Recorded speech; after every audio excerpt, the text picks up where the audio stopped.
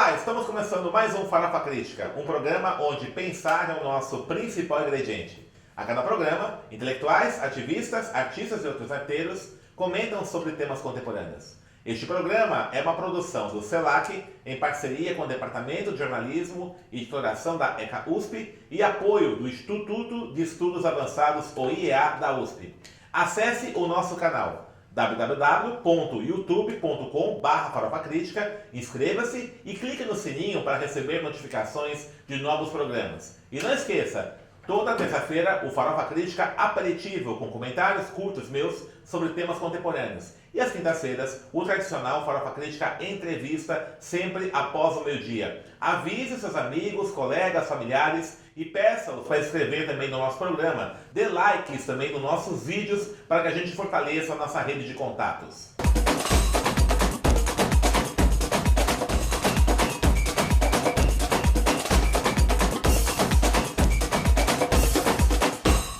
E o Farofa Crítica de hoje recebe Henry Durante, pesquisador de cultura popular, doutorando aqui no PROLAN, Programa de Integração da América Latina, um estudioso aí das culturas populares no Brasil. Henry, obrigado por ter aceito o nosso convite. E fala um pouquinho aí sobre essa pesquisa, né? Você tem pesquisado muito o samba rural, né? Música popular rural no Brasil. Como é que é essa pesquisa sua? Bom dia, Denis, meu orientador aqui no PROLAN. Eu quero agradecer pelo convite, né? Faz tempo que eu tenho acompanhado aí o programa, os convidados aí de alto nível, né? E... Melhor entrevistador, né? Melhor entrevistador? Melhor que o entrevistador, falei. Não.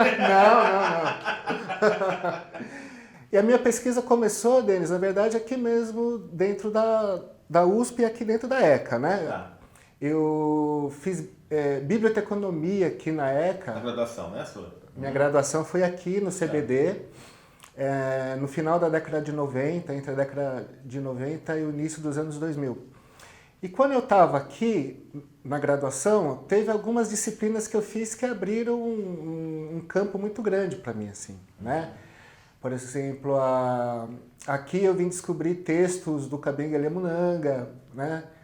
Por exemplo, e fui lá na FEFELESH, fiz várias disciplinas com ele, né, na antropologia, enfim. Eu era estagiário aqui no IPT também. IPT? No IPT. E todo ano, nas festas aqui do IPT, eles convidavam, né, o pessoal do sindicato convidava um grupo de cultura popular para vir se apresentar.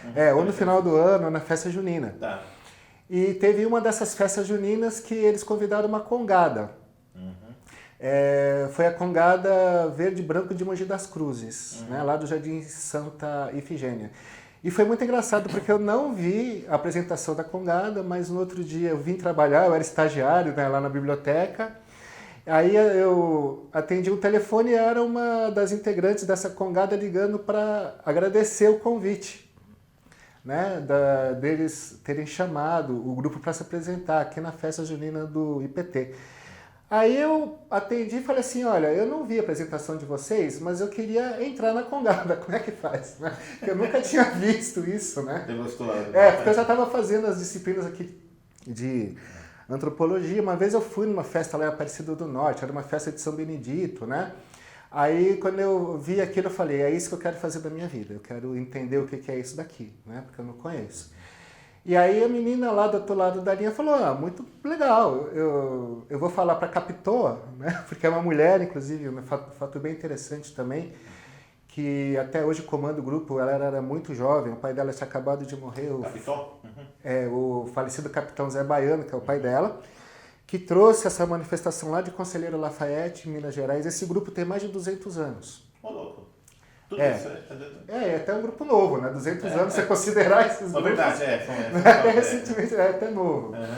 Ela falou, então eu vou falar com a Capitoa e você vai dia tal, assim, a gente vai estar numa festa dia tal, dia 8 lá em Pirapora, dia tal lá em não sei aonde, você vai e entra no grupo. Eu, muito louco, né? Eu não sabia o que era isso, mas falei, então tá bom, pode falar com a Capitoa, que dia tal eu vou estar lá em Pirapora e vou entrar no grupo, né? Aí eu muito não sei, porque eu achava que ia ser assim, uma galera, uma turma, sabe? Assim, uma coisa, né? E eu sempre gostei de música também, na época eu estudava violão já, hoje em dia eu estudo viola caipira, né? E dito e feito, no dia combinado eu estava lá em Pirapora do Bom Jesus, e aí fui procurando o grupo, né, era uma festa, e aí eu identifiquei pelas cores que ela me falou e tal, pela roupa, e cheguei lá, me aproximei lá da Capitoa, né, falei, ó, eu sou o rapaz lá de São Paulo que quer entrar no grupo. Ela falou, tudo bem, toma conta aqui dos nossos tambores, né, que a gente vai tomar um café ali, né, ela estava na hora do intervalo. E aí foi muito esquisito, né, que eu fiquei lá completamente isolado. E daqui a pouco eles todos voltaram, pegaram os tambores e começaram a tocar. Aí eu fiquei louco, né, aí me apaixonei mesmo. Com aquela explosão, né, de sons, de tambores, de timbres e tudo. Mas aí eles me deram uma varinha para segurar assim na mão e me colocaram lá no fundo da fila, né, são 2 filas, né, de brincantes, né. Aí eu fiquei lá louco, assim, querendo, né, dançar pra caramba e tal. Daqui a pouco eles terminaram a apresentação, entraram no ônibus e foram embora, me deixaram lá também. Não falaram nada. Mas a partir daí, depois você ficou... Assim começou minha carreira de pesquisador. Iniciação. Mas você não ficou no grupo, não? Não teve jeito? Fiquei, mas foi muito difícil, porque eu era muito tímido, né, sou até hoje. E eles também não falavam muito comigo, porque eles também ficavam muito tímidos da minha frente também, né. Como é que alguém de São Paulo quer entrar nesse grupo da gente? Também, claro, né? Mas aí eu resisti, assim, comecei a viajar com eles, fui para Minas Gerais, comecei a conhecer todo um calendário de festas populares, porque tem uma peculiar, uma coisa nessa nossa pesquisa, né, da cultura popular tradicional. Ela é muito executada, se você for comparar ela com a música erudita ou com a música popular de palco, vamos dizer assim.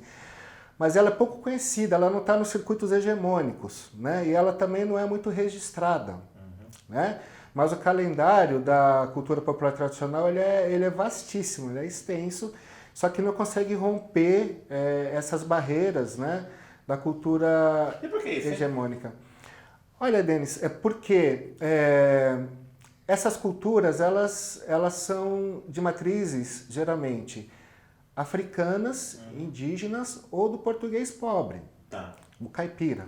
Não é? E, como você muito melhor do que eu sabe, o racismo ele é estrutural no Brasil e ele é um projeto também, tá certo que ele também é um processo, né? Certo. Mas ele é um projeto desde o século XIX, vamos dizer assim, né? Ou até a própria escravidão, né? Mais de 3 séculos, enfim. Então, essas culturas de matriz africana, indígena, elas foram vistas dentro desse projeto racista estrutural brasileiro como um entrave para o Brasil ele se equiparar às nações consideradas centrais nesse capitalismo, né? E você já teve contato, assim, por exemplo, com jornalistas da área de cultura? Porque, de fato, você falou que há uma invisibilidade, né, dessas manifestações. Né? Há uma invisibilidade. Então, você percebe, por exemplo, os cadernos de cultura, né, os veículos de cultura na grande mídia, na mídia hegemônica, e mesmo na mídia alternativa também, né, podemos até estender um pouco isso. Também há essa visibilidade, né? Você já chegou a conversar com profissionais da área de comunicação, nessa área de cultura, o porquê dessa visibilidade? Há um desconhecimento? Como é que você enxerga isso? Olha, eu me lembro aqui, né, voltando a falar aqui do tempo da minha graduação, né? Eu convivia, né, com pessoas, assim, a gente fazia aqui as matérias... Na ECA, né? De comunicação. De comunicação, as matérias em comum, né? Assim, com... jornalismo. O Caldas e outros professores que davam aquelas matérias comuns. E desde os professores, assim, até os alunos, a gente notava um grande desconhecimento, com raras exceções. Tá. O meu primeiro mestrado que eu fiz aqui foi no Departamento de Filosofia da Educação, né?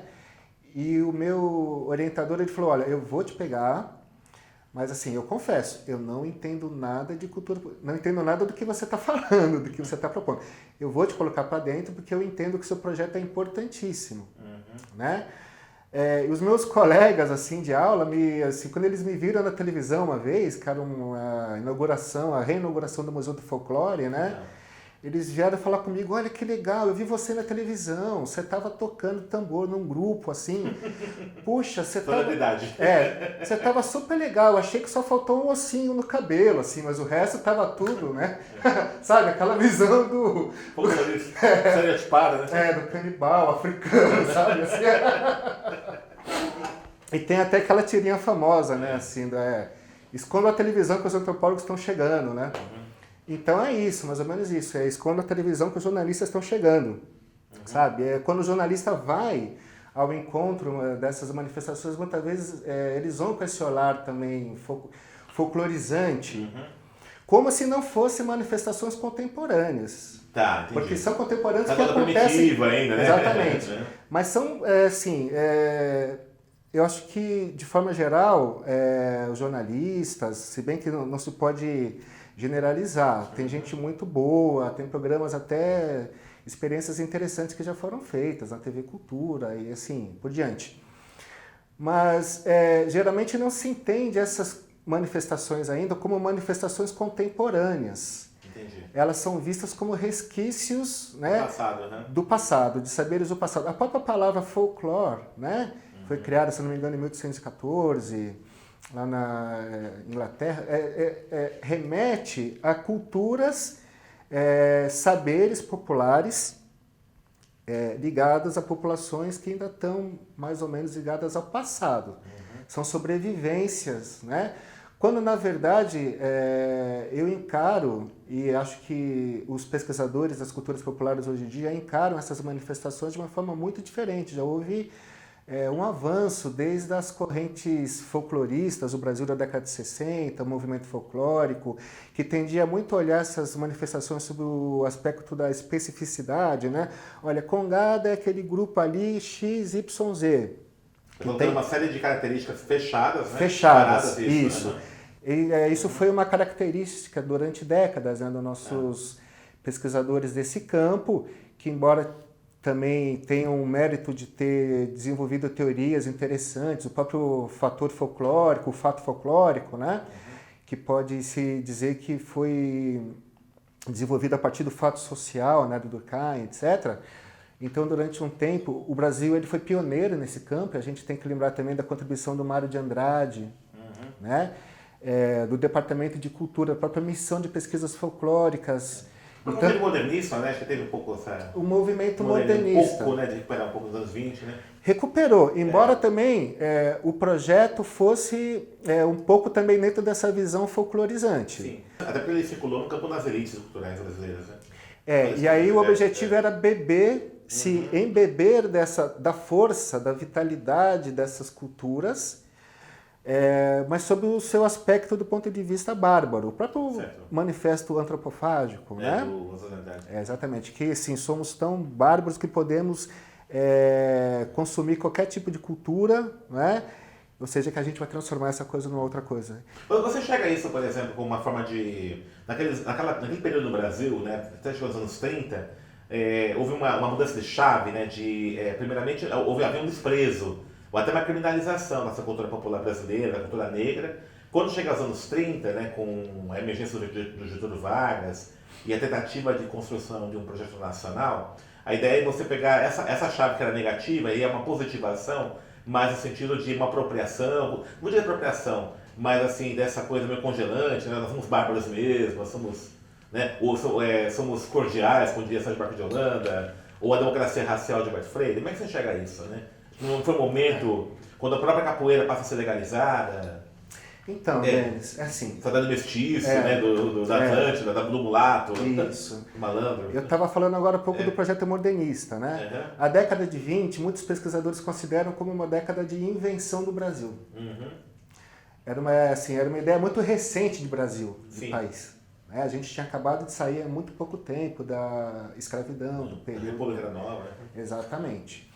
E a década de 30 é vista como um período de... Se a década de 20 foi vista como um período de invenção do Brasil a partir do movimento modernista, a década de 30 foi vista como um período de construção do Brasil. Certo. Isso se reflete até mesmo na obra, por exemplo, do Portinari, as figuras, o imigrante, as figuras com as mãos grandes, os pés grandes, os trabalhadores na lavoura, etc.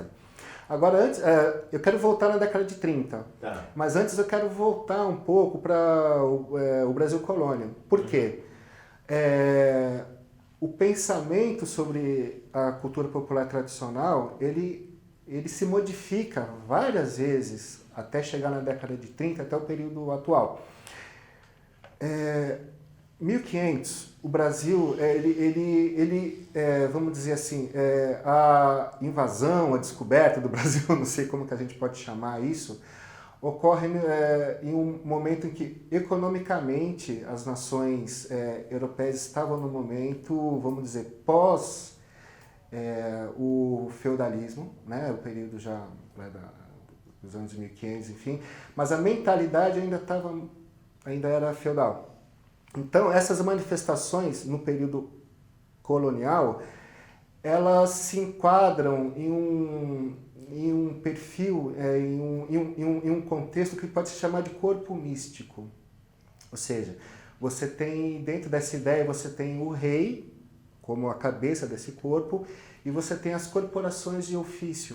Então, a relação da igreja, a relação do Estado com relação a essas culturas, ela muda de acordo com a conveniência.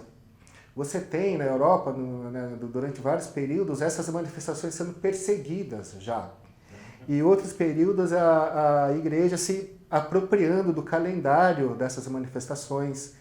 Né? A gente não pode esquecer que o calendário religioso oficial, ele se aproveita do calendário de manifestações profanas, né? De festas profanas, enfim, e reelabora isso simbolicamente.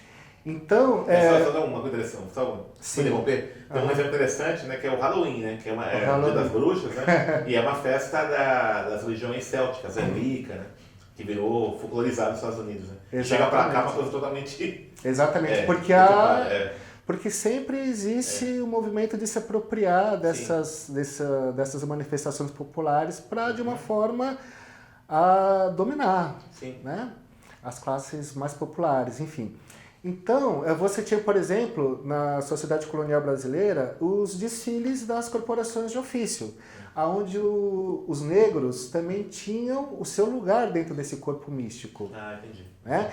E eles se organizavam a partir das irmandades religiosas, que por vezes também promoviam, vamos dizer assim, as desavenças, entre aspas, entre os grupos. Então você tem as irmandades dos homens pretos, as irmandades dos homens, né? Ou seja, você vai tem todo um gradiente de cor, inclusive. Uhum. E é muito engraçado que tem até disputas simbólicas entre esses próprios grupos. Por exemplo, quem que conseguiu retirar a Nossa Senhora do Rio, colocar dentro da igreja, né? Dentro do Congado Mineiro, por exemplo, você tem diversas narrativas que falam que quem retirou foi a Congada, que foi primeiro, retirou, ou muitas vezes foi o Catupé, foi tal. Só que depois a Nossa Senhora voltou de novo, né, para o Rio, e aí quem conseguiu novamente tirar ela, mas ela ficou na igreja, foi um grupo mais negro, ou de mais firmeza espiritual, vamos dizer assim, que é o Candombe mineiro. Então, mas isso nada mais é do que estratégia já de criar diferenças entre os próprios negros, que eram separados aqui quando chegavam no Brasil, né?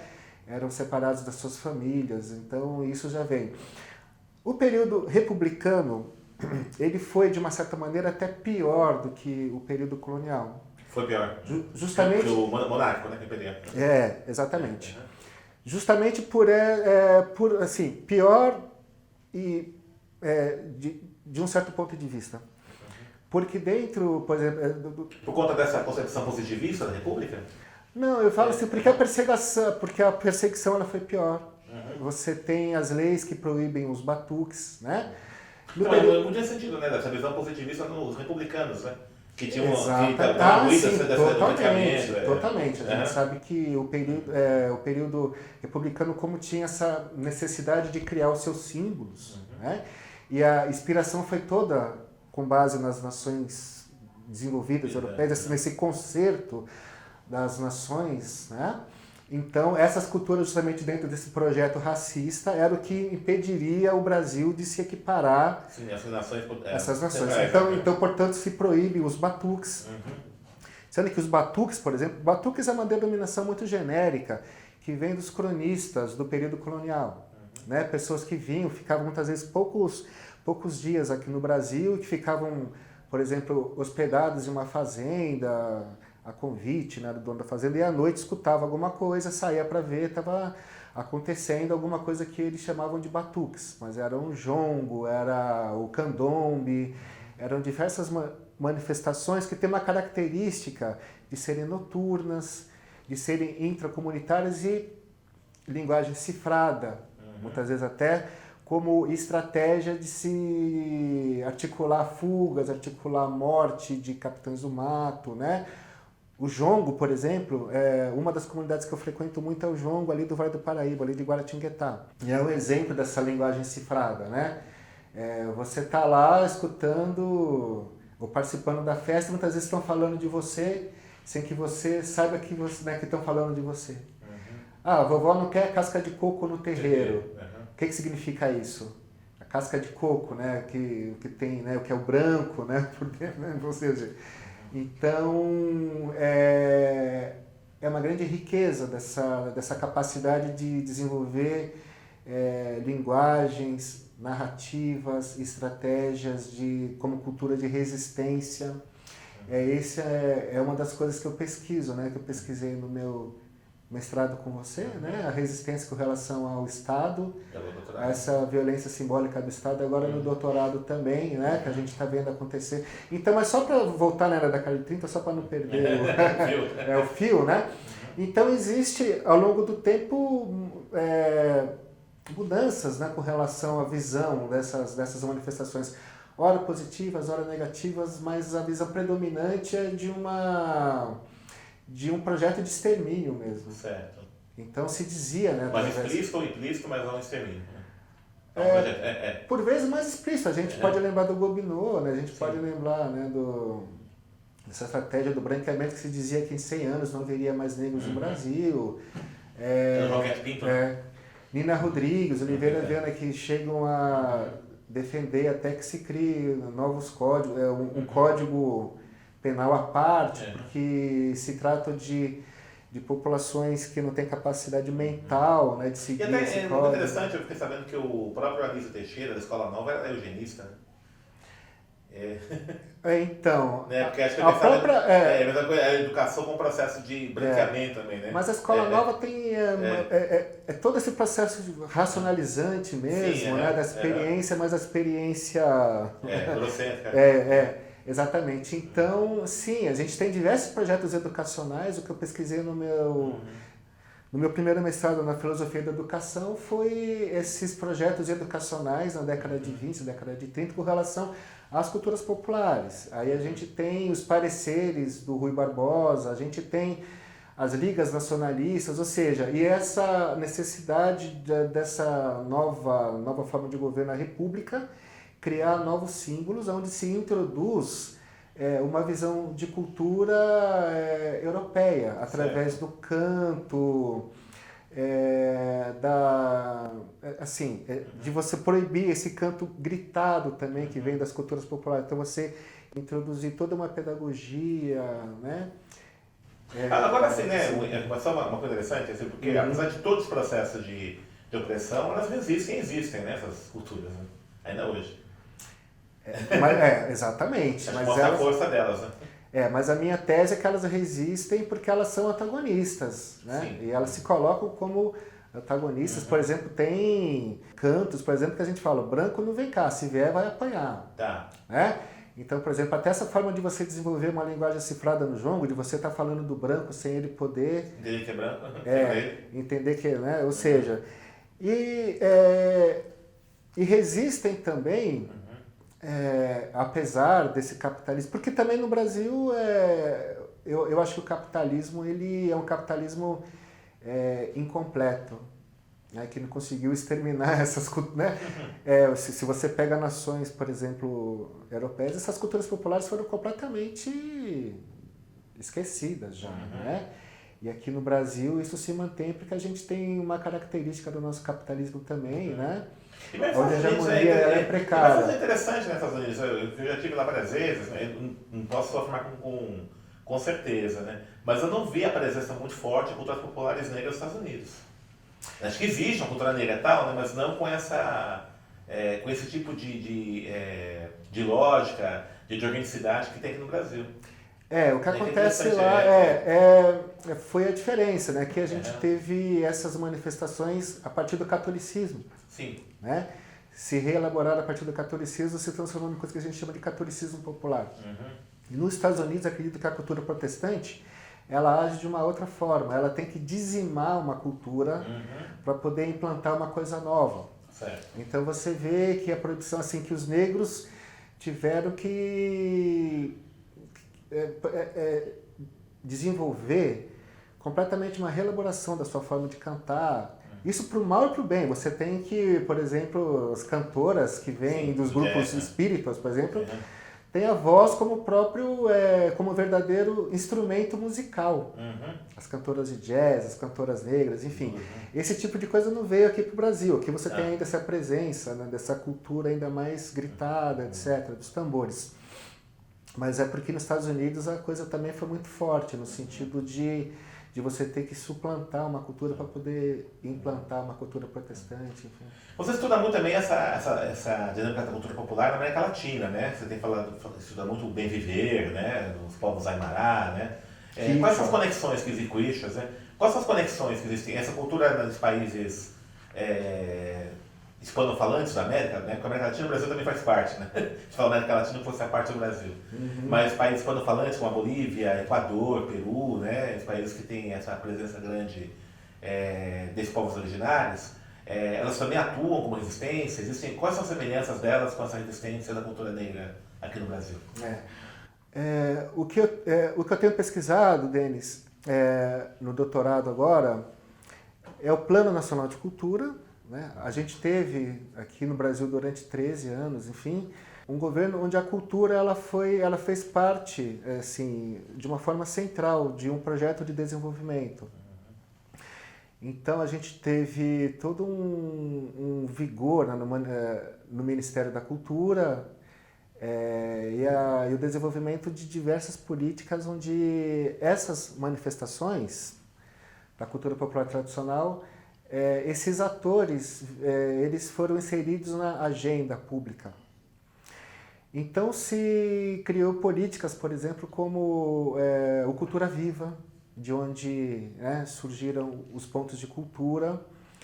E é claro que como existe o racismo estrutural, essas políticas foram implantadas também a partir até mesmo da criminalização, né, jurídica de muitas dessas comunidades e de uma violência simbólica, porque a gente não pode considerar governo e Estado como a mesma coisa. Então, o Estado ainda se tratava do Estado capitalista burguês, onde essas políticas foram construídas. Então, a partir dessas formas constitutivas desse Estado, né, que o Alisson Mascaro trabalha muito bem, a forma jurídica, a forma mercadoria, muitas vezes essas políticas elas impõem a esses grupos uma violência simbólica, onde os grupos têm que se adequar a essa forma da burocracia. E isso acaba impondo alterações nas dinâmicas e nas formas, nos modos de ver, de agir, né, de saber desses grupos. Que são grupos, exatamente, assim como os povos de Bolívia, Equador, os povos indígenas, que têm uma outra visão de mundo, né, de resistência ao capitalismo, esses grupos também têm, mas aqui eles tiveram que sofrer diversas violências para poder se adequar, poder fazer um projeto, por exemplo. Essa linguagem do projeto acaba gerando uma dependência de produtores, gestores culturais, né? Daqui a pouco da burocracia. Intermediários que acabam tendo que fazer o trabalho para esses grupos e acabam sujeitando esses grupos às formas do espetáculo. Tá. mercadoria, Acho que muitas é vezes muito isso, né? A questão da cultura popular é da vivência, né? Não é do... uma cultura onde você aprende, na verdade, pela observação, né? Pela imitação, pelo gesto, através de um período longo de maturação, onde você tem essa questão do tempo dilatado como uma das grandes riquezas.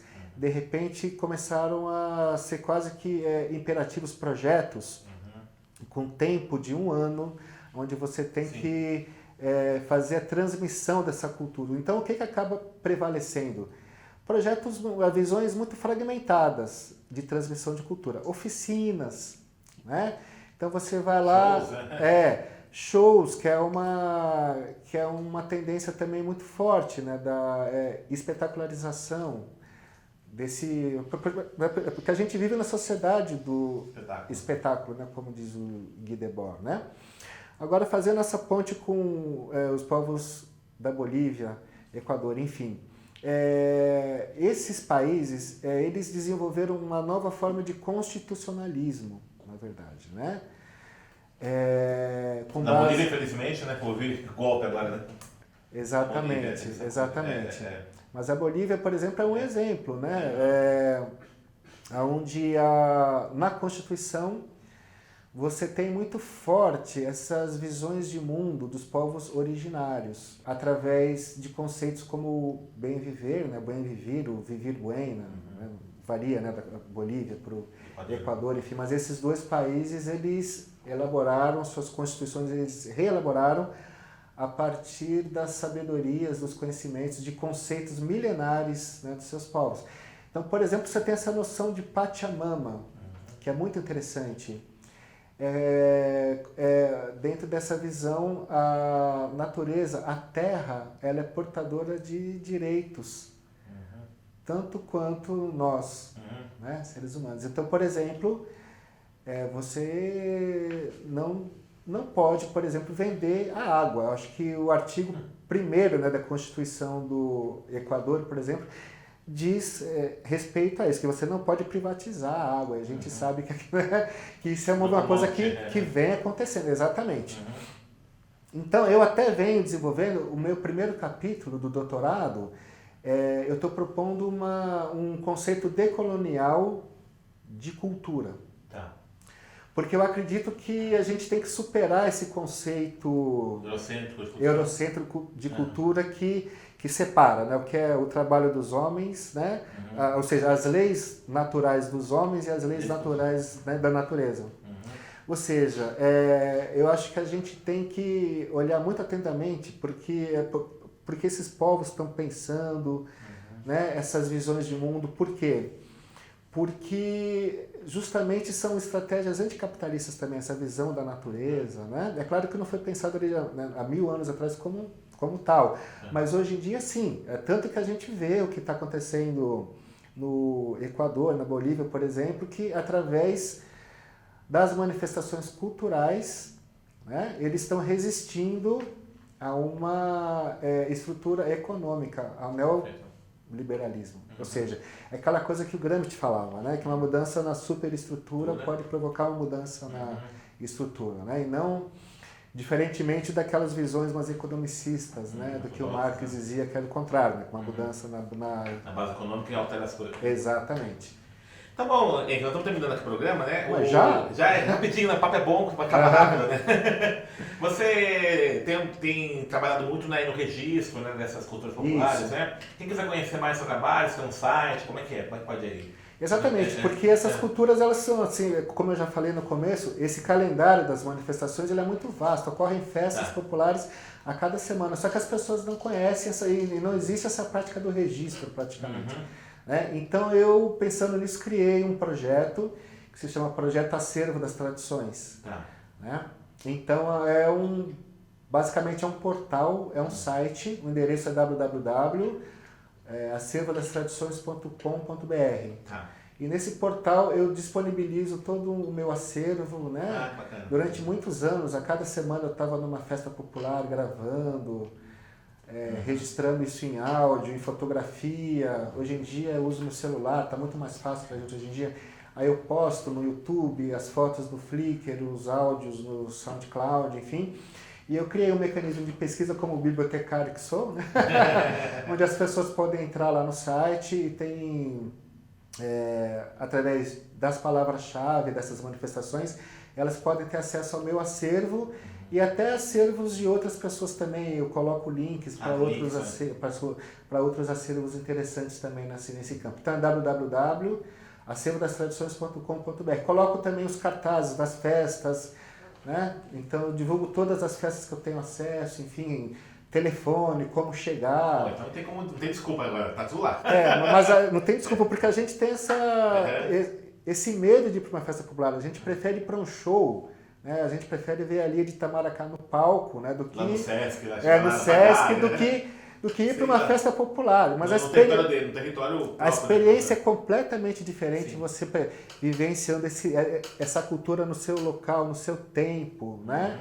Com todos os seus dilemas e problemas também, a violência, etc.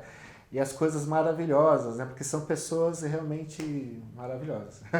Legal, grande. Parabéns Obrigado, pelo trabalho. Valeu. Obrigado. Sucesso aí. Obrigado. Então, estamos encerrando mais um Farofa Crítica. Começou hoje com o Henri Durante, pesquisador de cultura popular, e que tem um portal www.acervodastradições.com.br, onde você pode encontrar todo esse registro que ele tem feito aí, com muito esforço, da cultura popular brasileira. Repito para vocês acessarem o nosso canal www.youtube.com/farofacrítica, inscrever-se e também clicar no sininho para receber notificações de novos programas. E para encerrar, uma frase de Ricardo Viana: a cultura popular brasileira permanece à base da nossa generosa diversidade. Nunca vi prefeito pobre, nem vereador sem dinheiro, mas já vi porco magro sair gordo do chiqueiro. Já vi porco magro sair gordo do chiqueiro. Já vi porco magro sair gordo